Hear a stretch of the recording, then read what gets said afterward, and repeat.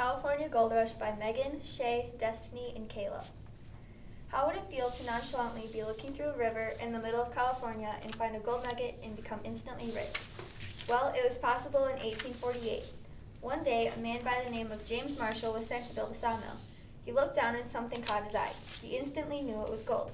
Shortly after the gold was found, everyone knew about it. By 1849, tens of thousands of gold seekers were in California in search of the precious gold. Later, these seekers were known as the 49ers. There were many people that came from all over the world in search of gold. However, 2/3 were young white Americans, but there were other people too. Australians and the Chinese had to cross the dangerous Pacific Ocean, while others such as Europeans and South Americans crossed Panama and caught another boat up the east coast of the Pacific Ocean.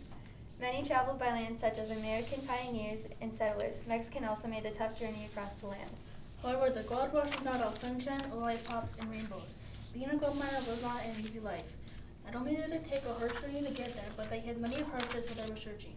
One major hardship was traveling there. Believe it or not, back in 1849, there was not your modern airplane to take you everywhere. If you thought there was, I'm sorry you silly slicker, you were sadly mistaken.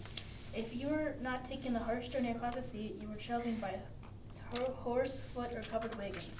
Some people didn't even make it all the way to California. Another hardship that the miners faced was that many people would do anything, and I mean anything, to get gold. Many fights broke out in the process of gaining the shiny gold. There were mobs, fights, even duels to decide who would get the shiny prize. So many of you have already assumed that there were many deaths, so basically if you died, you didn't get the gold. Pretty sad, I know.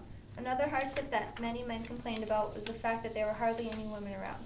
That meant almost no fresh, homemade bread and nobody to do the men's clothing and such. Also, ask any 8th grade boy and they will tell you that not having women around would be a bummer. By the time of 1852, all of the easy-to-find gold was already long gone. A few months before that, many Chinese people came to California. They were immediately praised by California's governor, which was not, I repeat not, Arnold Schwarzenegger. Many Americans complained that the Chinese had no business coming there and they were taking all the gold that was rightfully theirs. Many Americans resorted to attacking the Chinese by burning them, followed by beating and cutting off queues worn by Chinese men. Queues are very long, thin braids worn by men that take many years to grow out. Oftentimes, Chinese men wore them as a prize. As you can imagine how it felt to get that chopped off. The Chinese were not in California for long before all the easy gold was gone. When I say easy to find, I mean all the gold that they did not have to dig super deep for. After a lot of the gold was gone, many of the Chinese brought their food, religion, art, and pretty much their whole culture to a little place in San Francisco that many Chinese people settled. In fact, so many of the Chinese lived there, it became what is known as Chinatown. Chinatown, San Francisco was one of the oldest towns in the world. A huge part of the Chinese legacy was how they really changed California.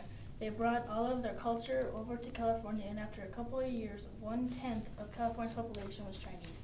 So hopefully you know and understand what the California Gold Rush and the Chinese immigrants were really about.